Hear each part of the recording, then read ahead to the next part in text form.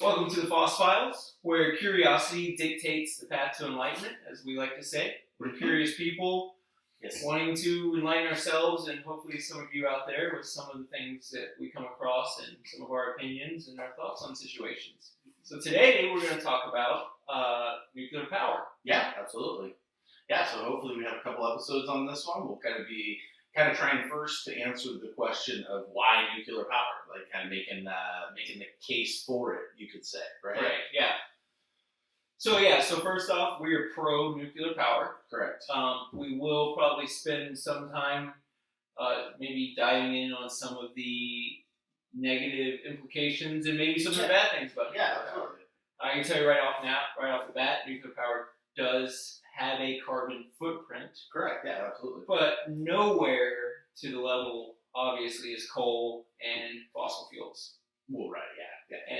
And firstly, the thing I'd like to highlight most, first off, this is Corbin, I'm James, is that nuclear power, contrary to popular thought, saves lives. Correct. From 1976 to 2009, this is a study done by NASA, nuclear power has prevented 1.8 million deaths. Right. And why is that? Like, what accounts for those deaths? So what is accounting for those deaths has to do with CO2. Obviously. Well, not obviously. It's not obvious. But CO2 and carbon, so for instance, even talking in radiation terms, right? When it comes to radiation, do you know the comparison of if you were in the vicinity of Chernobyl, you experience less pollution, less radiation than living in, let's say, New York City. Really? There's no way. Yeah. In Chernobyl, because we all saw the HBO show, right. We all know the stories that have happened around Chernobyl and all of those crises. Right. Well, that's the thing. Chernobyl was a worst case scenario situation, and that's what you get when you have Russians involved with it. Russian leadership, right? Soviet era type leadership. Right. But there's even another study that shows that the people that helped clean up Chernobyl, if you want to experience more radiation than them, all you have to do is go to the airport and take a flight. Really? So yeah, like the actual amount, I believe it's like the radiation numbers, and we're not quite always super specific here, but you can fact check us on a lot of this stuff, is I believe around 2 or 2.4% of radiation exposure from going to the airport or even living in a city, which I think is in like the 1.5% range. But when it comes to being a cleanup person at Chernobyl, you're talking in I think it's like 0.5% or something. Really? It might be a little bit higher. And that's the amount of radiation you're taking? Right. Now, granted, they're wearing PPE. Well, right, yeah. But you're not wearing PPE at the airport, right? I mean, you might be wearing a mask, depending on what crisis is going on in the world at the time. Yeah, you might be. At this particular point, you don't need to wear a mask on an airplane. Did they reverse that? Yeah, they actually did. They did? I didn't know that. Oh, I thought it was still flights. No, not only that, when you come back from Europe to the United States, they just changed it where you don't even have to have a negative COVID test. Oh, wow, okay. So it really has, it's been a while since I've been on a flight. I mean, it was probably the fall of 21, so right. It's been a while. Well, and I'm traveling in a couple months, so that's part of the only reason that I even know. But yeah, so like one of the misconceptions is how deadly nuclear is. Well, right, because that's what you always hear. You always hear about these, the radiation and the waste and the what if it ever gets critical or somebody's making a bomb out of it, or those are just kind of the tropes maybe that you hear around the issue. Right. Well, let's talk about that. Making a bomb out of it, right? Right. That's enriched plutonium, right? You can make a nuclear bomb out of. Correct. But now they can actually use thorium, which can't be weaponized and produces, I think, like 1/10 or 1/20 of the waste. Oh, wow. Incredible. So to put that in perspective, the waste of carbon, right? Your oil and natural gas is a little better, but your oil and natural gas produces, something like 100 times more carbon, right? Right, yeah. So then you reduce that with thorium. Right, so you're really reducing your CO2 output. Right, you could potentially, you could operation. effectively reduce it by another power of 10 from where it's already at right now. Really? Wow. So that's crazy amounts of. No, yeah, that's. Now again, that might not be we're not like super. We speak on what we read and what we know, Right.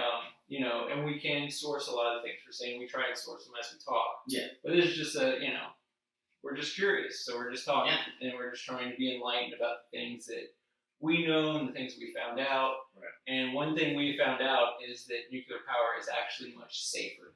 Yeah. And that goes for the same as if there's a nuclear power plant in your backyard. Do you want a nuclear power plant in your backyard? I mean, I would. Right. I would gladly take it. Right. But I don't think that that's what most people probably are. No, they're definitely not. Right.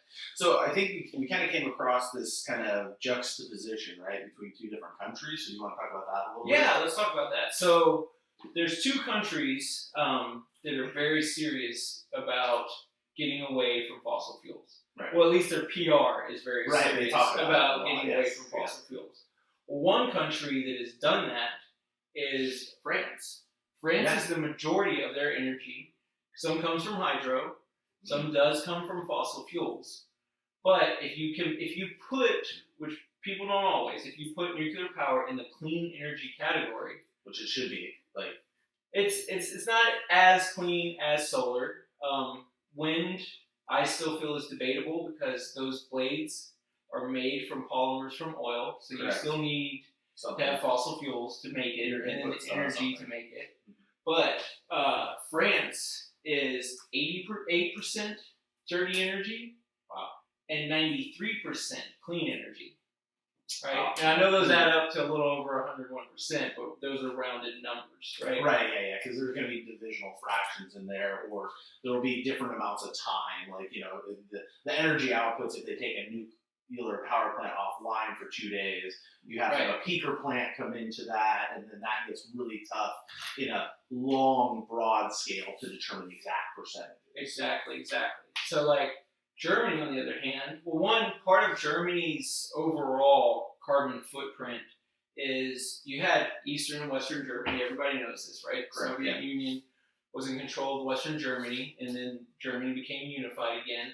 But over the course of time, because of the way it was maintained, the way Russian technology, they just don't update any of their stuff. Right. So most of the coal plants and stuff like that have all been decommissioned, not for environmental reasons, but because they were outdated. Right. They just need to be decommissioned. So that's where half of the energy reduction you saw in Germany comes from.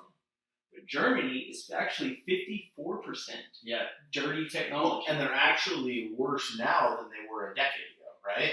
I believe so, yeah. Because Germany was one of the first, I remember back in the early 90s, to actually invent the first, I think it was 90s, maybe 80s, to develop the first breeder reactors. And those early adoptions of the breeder reactors is what could take it from, I think, uranium to plutonium, then back again. They could cycle back and forth in two different types of reactors, and they operated both at the same plant site. Right. So they could gain both of those as it turned from one element to another with, loss and addition of electrons and neutrons and all of those kind of things.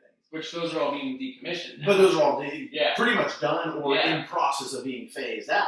Yeah. So Germany really had a pretty rich nuclear history, and now this is what we're seeing. Well, it's that misconception that nuclear power is going, a nuclear power plant, their safety guy isn't Homer Simpson. That's true. Right?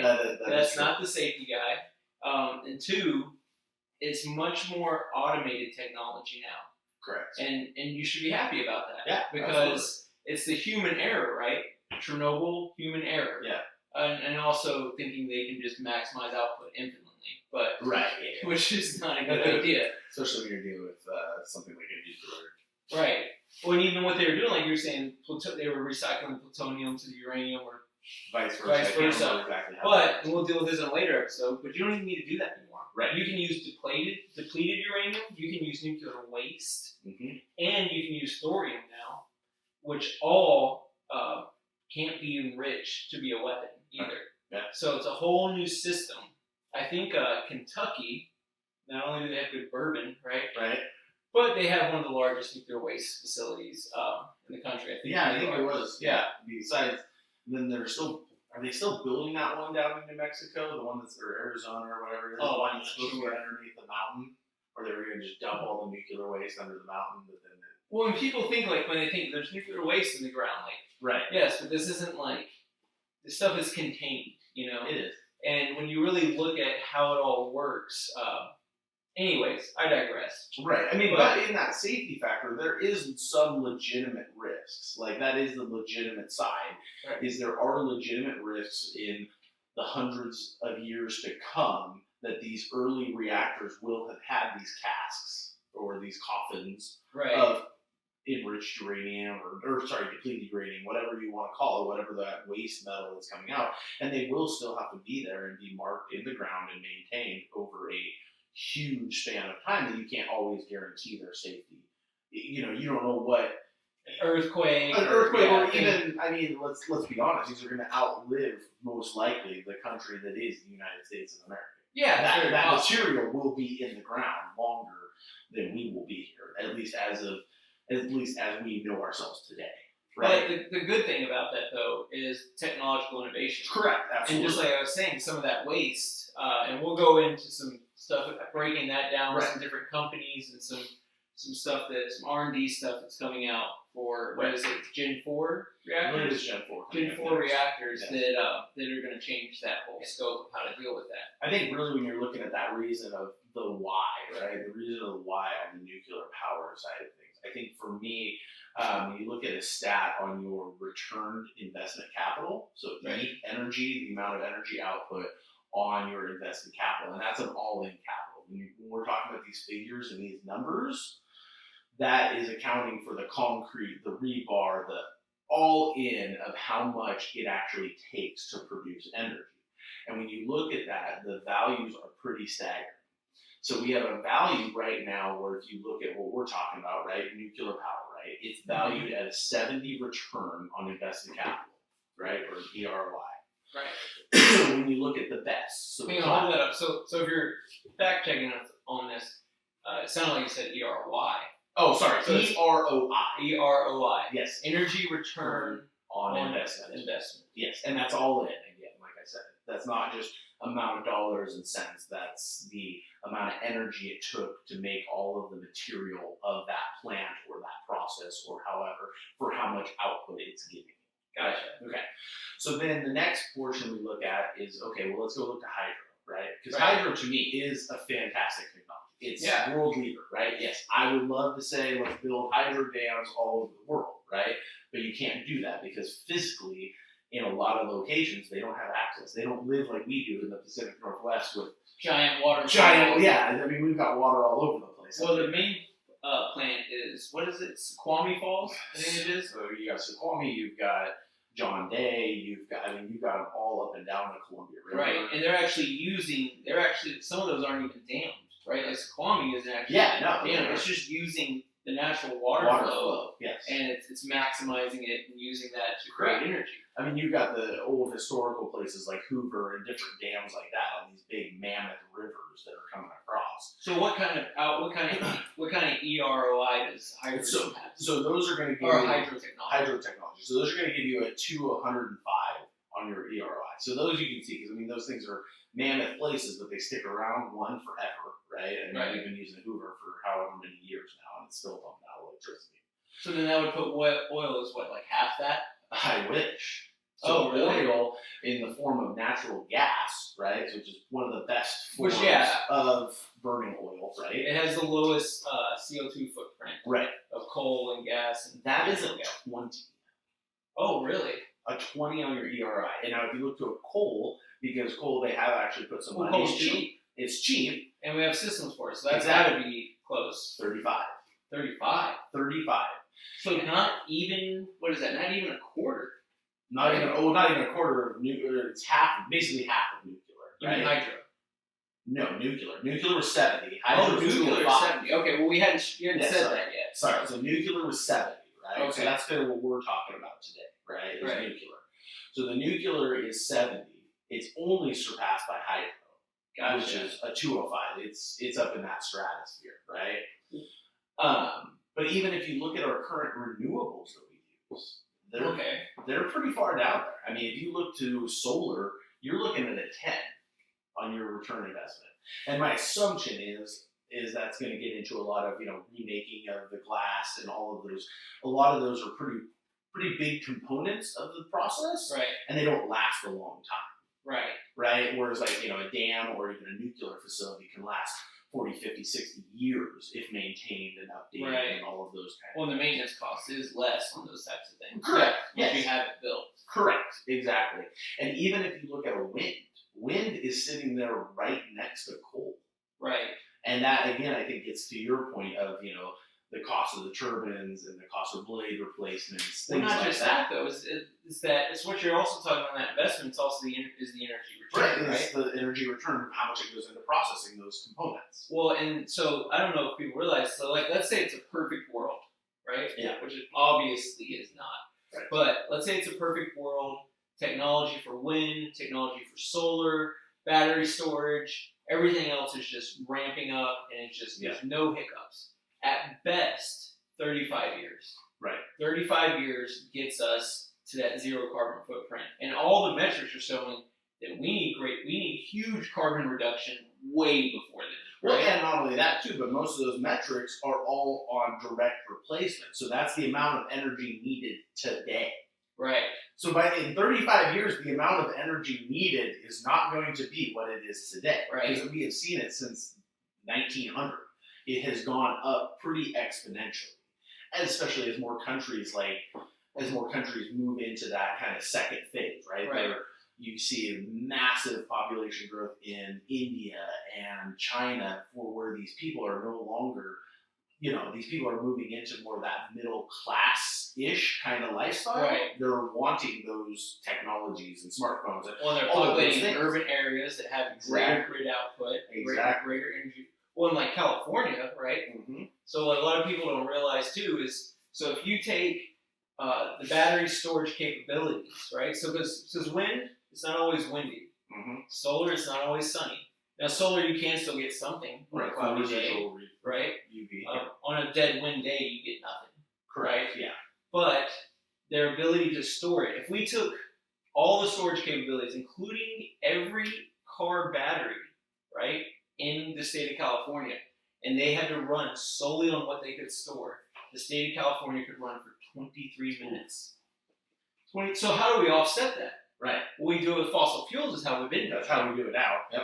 Which kills way more people. Like we already talked about, you're more likely to die from CO2 exposure than you are nuclear exposure. Absolutely. And so radiation exposure, which again, we already talked about, the way the plants are built. Now, you're getting the amount of exposure if you work at a place, it's going to be less than if you go to the airport. Yeah. So if you work at the airport and you work at a nuclear power plant, you're getting more radiation exposure at the airport. That's just crazy to me. Isn't it? That to me just blew my mind. Yeah, it did. Now, well, and I'm kind of reaching a little bit saying a worker. I don't understand the variables on being on the plane. I don't understand the variables of going through metal detectors and the the thing and stuff like that. But it comes down to something we do every day or without a second thought. Right. And so I just feel like it comes down to nuclear power is safe. Correct. It's just there's stigmas, and we're going to talk a little bit about that in later episodes.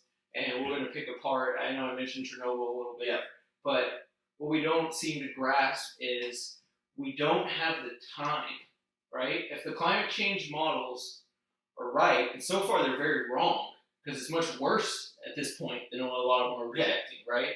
Now there are the extremists that are putting out papers and stuff that are doomsdayers, right? You know, and I definitely agree with. I think Waterworld was supposed to happen already, wasn't it? Right. No, there's definitely you can always find an article that'll say climate change isn't real. You can also say one that's going to tell you we're all going to die 2 years from now. Correct. Right. Yes. But when you look at what's in the middle, like what they're looking at is we need to reduce CO2 now, and the best way to do that, I think, is nuclear. Yeah, I agree. And then there's the expense of it. So we were talking about France and Germany, right? Yeah. So France is mostly nuclear. It has hydropower. There's some fossil fuel. Mm-hmm. And you would think, okay, well, you got to build nuclear power plants. They're really expensive. They take a decade to build. You know, there's tax. There's government spending involved in them always, right? Right. So Germany's fossil fuels, cheap. 54% is unrenewable energy. 46% is clean energy, which clean energy that is expensive, right? Wind, solar is expensive. But in France, compared to Germany, it's 2 or sorry, let me push that, is half as expensive as Germany. Germany is 2 times more expensive on energy costs. For the Energy average costs, person. right? Yeah. That's how much you pay a month, right? On your Right. Yeah. So yeah, if you're paying $100 in France, you're paying $200 in Germany. And that's a big deal to people. Oh, it's a huge deal. Absolutely. Especially when you think about Germany being north and their heating situation and stuff. They have cold winters. Yeah. So like their energy costs. So what would cost $100 in a mild climate, which France kind of is, Yeah. you know, is going to cost $400 in Germany because it's going to be twice as expensive and you're going to need twice as much of it at least for what 6 months out of the year. Something like that. Yeah. So that's kind of the thing that we just wanted to get across today. And we hope that, you know, if you're an anti-nuclear person, you really don't take our words for it. We're just a couple of idiots, right? Yeah. But go and like check this out. Go into it with an open mind. Go dive into this subject and compare the stats. And don't look, you know, one thing that I've made the mistake of doing, I'm sure you have too, is I'll look for stats that validate my argument. Right. Yeah. But in science, you're supposed to be a critical thinker, right? Your goal is to prove yourself wrong, to validate whether or not you're right? Scientists are more wrong than, if you're a good scientist, you're more wrong than you are right. And so I hope if you're, and I know you might not be a scientist, but you all can do research. You're intelligent people. Absolutely. So get in there, do your own research, and, you know, come join us at the next episode on part 2 of Nuclear Power. Absolutely. Yep. So have a good day. Good night.